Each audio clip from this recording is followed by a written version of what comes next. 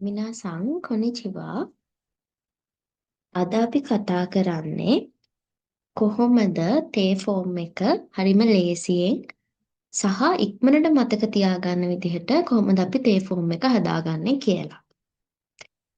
ඉතින් අපි ජපන් භාෂාව ඉගෙන ගන්නකොට අපිට අනිවාර්යයෙන්ම මේ තේ ෆෝම් එක ඉගෙන ගන්න වෙනවා. එතකොට අපි ගොඩාක් වෙලාවට තේ ෆෝම් එක පාවිච්චි කරන්නේ ග්‍රැමර් පැටර්න්ස් හදාගන්න. නේ ව්‍යාකරණ රටා හදාගන්න තමයි අපි මෙන්න මේ තේ රූපය පාවිච්චි කරන්නේ. එතකොට ඉචිගුරූපු, නීගුරූපු සහ සන්ගුරූපු කියලා අපි දන්නවා කාණ්ඩ තුනක ක්‍රියාපද අපිට ජපන් භාෂාව ඇතුළේදී හම්බ වෙනවා. ඉතින් මෙන්න මේ පළවෙනි කාණ්ඩය, ඊළඟට දෙවෙනි කාණ්ඩය සහ තුන්වෙනි කාණ්ඩය කියන කාණ්ඩ තුනේදී අපි තේ ෆෝම් එක හදාගන්නට අපිට පුළුවන් මෙන්න මේ ක්‍රමේ පාවිච්චි කරන්න. හරි. අපි මුලින්ම බලමු කොහොමද ඉචි ගුරුපු වල ක්‍රියාපදවල තේ ෆෝම් එක හදාගන්නේ කියලා. හරි. එතකොට අපි දන්නවා පළවෙනි කාණ්ඩේ සියලුම ක්‍රියාපද ඉවර වෙන්නේ. හරි. පළවෙනි කාණ්ඩේ සියලුම ක්‍රියාපද ඉවර වෙන්නේ මම මෙන්න මේ දීලා තියෙන අක්ෂර වලින්. මෙන්න මේ කොටුව ඇතුලේ තියෙන මෙන්න මේ අක්ෂර. හරි.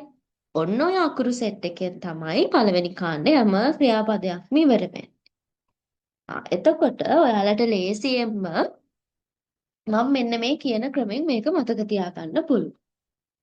හරි. අපි මුලින්ම බලමු. අපි දන්නවා පළවෙනි කාණ්ඩය ඇතුලේ තියෙනවා උයන්න, ඊළඟට සූ අක්ෂරය සහ රූ අක්ෂරයෙන් ඉවර වෙන ක්‍රියාපද. හරි. මම උදාහරණයකට ගත්තොත් උයන්නෙන් ඉවර වෙන ක්‍රියාපදයක් කව්. ඊළඟට සූ අකුරෙන් ඉවර වෙන ක්‍රියාපදයක් ගත්තොත් එහෙම තත්සු. හරි. හිටගෙන ඉන්නවා. තත්සු. ඊළඟට රූ අකුරෙන් ඉවර වෙන එකක් ගත්තොත් තුකුරු. හරි. එයාලට දැන් පැහැදිලිව පේනවනේ. කව් කියන එක උයන්නෙන් ඉවර වෙනවා. ඊළඟට තත්සු කියන එක සූ අකුරෙන් සහ තුකුරු කියන එක රූ අකුරෙන් ඔන්න ඉවර වුණා. එහෙනම් පළවෙනි කාණ්ඩය ඇතුළේදී තියෙනවා ඌ, උත්සු, රූ කියන අක්ෂර තුනෙන් ඉවර වෙන ක්‍රියාපද තියෙනවා. එතකොට මම මෙන්න මේ පෙන්නවා වගේ ක්‍රියාපද. හරි. උයන්නෙන්, සූ අකුරෙන් සහ රූ අකුරෙන් ඉවර වෙන ක්‍රියාපද තේ ෆෝම් එකට හරවද්දී ඔයාලට කරන්න පුළුවන්.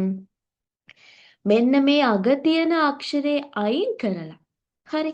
අග තියෙන අක්ෂරේ කට් කරලා ඒකට තේ කියන ප්‍රත්‍ය එකතු කරන්න පුළුවන්. දැන් උදාහරණයක් විදිහට මම තව කියලා දෙන්නම් උදාහරණ අපි මෙතනදී නිකන් බලමු. කව් කියන එක ගත්තොත්. හරි. මිලදී ගන්නවා කියන එක තේ ෆෝම් හරව ගත්ත හැකි. එතකොට අපිට උයන්නෙන් ඉවර වෙන්නේ. එහෙනම් ඌ කට් කරා, එකතු කරා. ඔන්න කව් කියන එකේ තේ ෆෝම් හැදුනා. කත්තේ විදිහට. හරි. ඊළඟට තත්සු කියන එකෙත් එහෙමයි. අර වගේම අග තියෙන සූ අක්ෂරය කට් කරන්න ඕනේ. තත්සු ගත්තොත් අග තියෙන සූ කට් කරා, එකතු කරා, තත්තේ කියලා හැදුනා. හරි. එතකොට ඌ, උත්සු, රූ කියන අකුරු තුනෙන් ඉවර වෙන ක්‍රියාපදවල ඔයාට පුළුවන් හදාගන්න තේ ෆෝම් එක. ඔය විදිහට අග තියෙන අක්ෂරය අයින් කරලා ඒකට තේ කියන ප්‍රත්‍ය එකතු කරලා. හරි. ඊළඟට අපිට පළවෙනි කාණ්ඩෙදී හම්බ වෙනවා කකු, ඉකු ඔය වගේ කුයන්නෙන් ඉවර වෙන ක්‍රියාපද.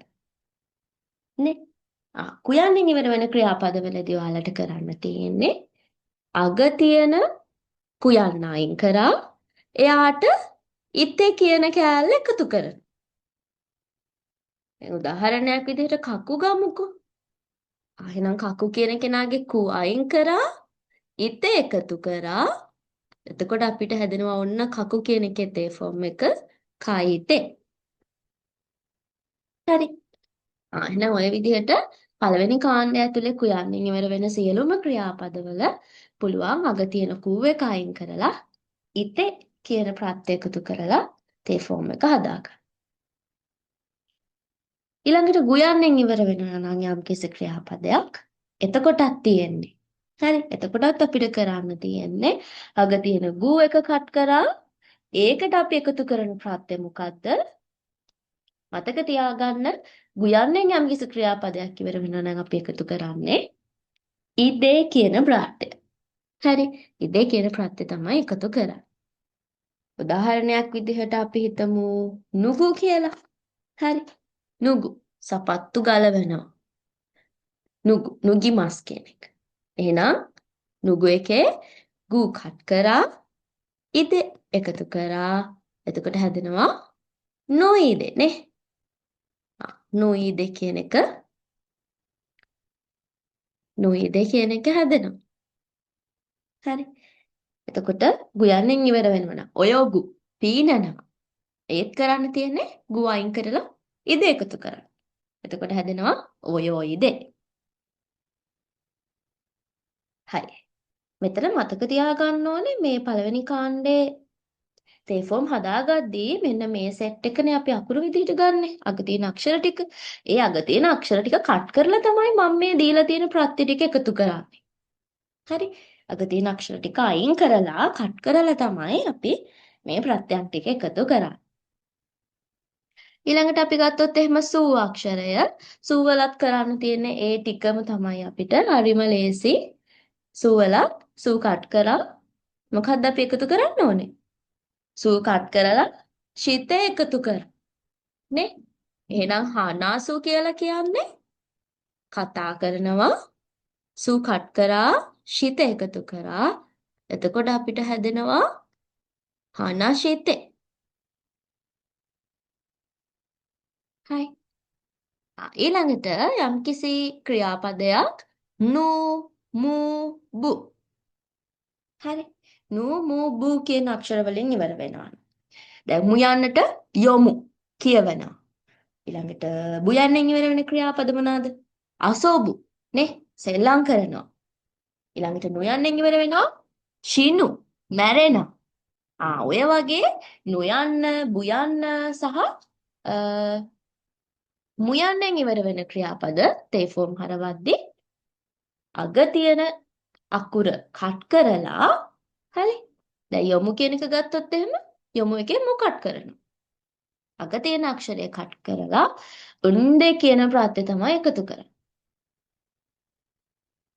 එතකොට යොමු කියන කෙනා හැදෙනවා යොන්දේ නේ. මු කට් කරා උන්ද එකතු කරා යොන්දේ.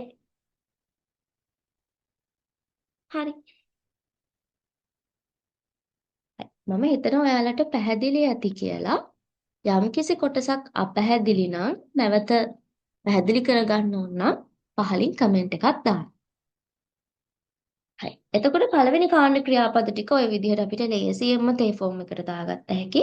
මේක පාඩම් කරගන්න මම ලේසි ක්‍රමයක් කියන්නම්. මේක මෙන්න මේ විදිහට ඔයාලා පාඩම් කරගන්න. ඌ උත්සුරු. හරි. ඌ සුරු උත්තේ ಕು ඉතේ ගු ඉදේ සු ශිතේ නු මු බු උන්දේ. හරි. ඔන්න ඔය විදිහට කටපාඩම් කරගන්න. මේක 10 පාරක් කියවුවනම් ඔය විදිහට ඔයාලට කටපාඩම් කරගන්න පුළුවන්. ඌ උත්සු ඌ සුරු උත්තේ ಕು ඉතේ ගු ඉදේ සු ශිතේ නු මු බු උන්දේ. හරි. අන්න ඒ විදිහට කියවලා මේකේ කෙටි ක්‍රමය මතක තියාගන්න. මේ සෙට් එක මතක නම් ඌ උත්සුරු උත්තේ කු ඉතේ ඔය විදිහට මේ කෙටි ක්‍රමය මතක නම් ඔයාලට ලේසියෙන්ම ඕනම ක්‍රියාපදයක් තේ ෆෝම් එකට දාගන්න පුළුවන්. විශේෂයෙන්ම උසස් පෙළට ජපන් භාෂාව ඉගෙන ගන්න අය තේ ෆෝම් එක හරියටම පැහැදිලි කරගන්න ඕනේ.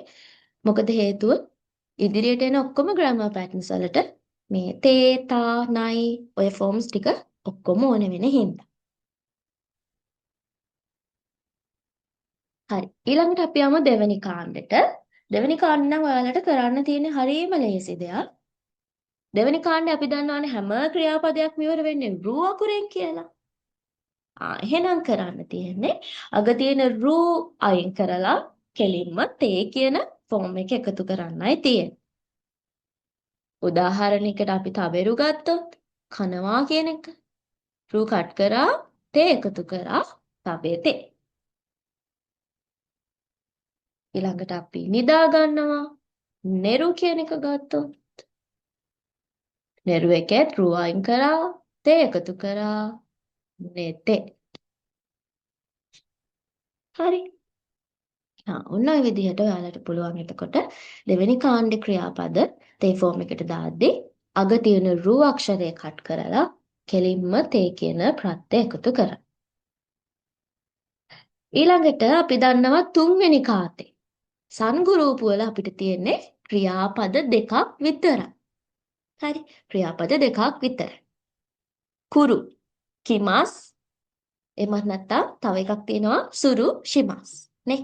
එනවා සහ කරනවා කියන ක්‍රියාපද දෙක තමයි අපිට තුන්වෙනි කාණ්ඩය ඇතුළත දකින්න ලැබෙන්නේ. ඉතින් මේ කාණ්ඩ දෙක නම් අපිට හරවන්න විශේෂ ක්‍රමයක් නැහැ. මේ ක්‍රියාපද දෙක තේ ෆෝම් එකට හරවන්න විශේෂ ක්‍රමයක් නැහැ.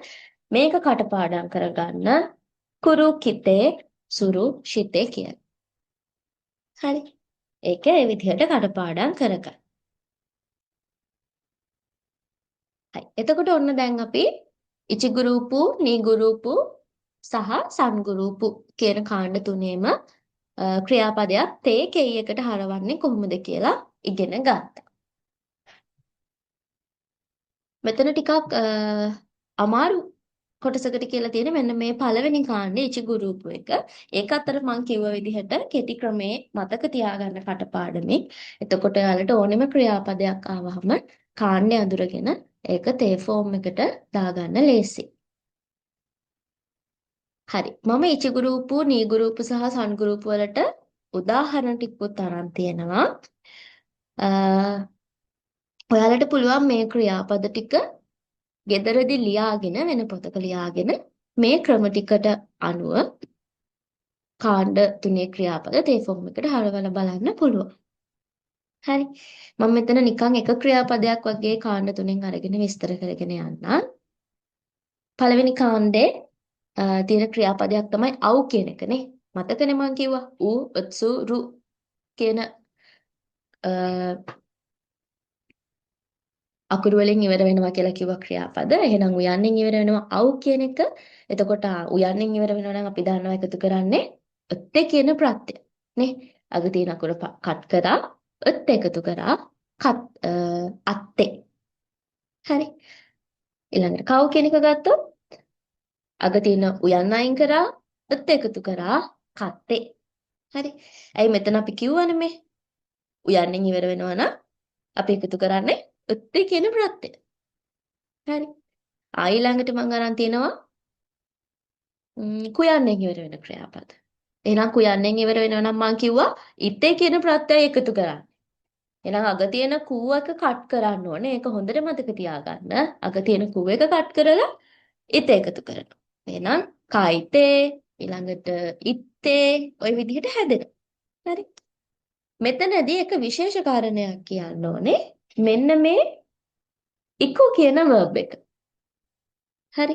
ඉකු කියන verb එක ඔයාලට පේනවා කුයන්ෙන් ඉවර වුණාම අපි එකතු කරන්නේ ඉතේ කියන කෙනාවනේ. නේද? ඉතේ කියන කෙනාවනේ එකතු කරන්නේ. හැබැයි මේ ඉකු කියන එක අපි විශේෂ ක්‍රමයකට හදන්නේ ඊතේ කියලා හදන්නේ නැහැ තේ ෆෝම් එකේදී. ඒක අපි පරිවර්තනය වෙන්නේ ඉත්තේ කියලා. හරි. ඉකු කියන කෙනා කූ අකුරෙන් ඉවර වුණාට අපි ආව ඊතේ කියලා හදන්නේ නැහැ.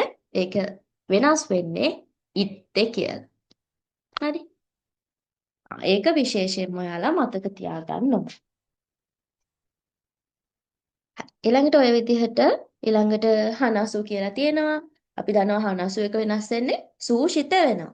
නේ? එහෙනම් හනශිතේ ඊළඟට මත්සු මත්තේ ඊළඟට ශිනු ශින්දේ ඔය විදිහට ඔයාලට පුළුවන් මෙන්න මේ කාණ්ඩ තුනේම ක්‍රියාපද රෙන්ෂූ කරන්න මම මේ PDF එකේ ලින්ක් එකක් පහලින් දාන්නම්. එතකොට ඒකෙන් PDF එක ඩවුන්ලෝඩ් කරගෙන ඔයාලට පුළුවන් මේ ක්‍රියාපද ටික ලියාගෙන මෙන්න මේ කෙටි ක්‍රමයට අනුව තේ ෆෝම් එක හදාන්න.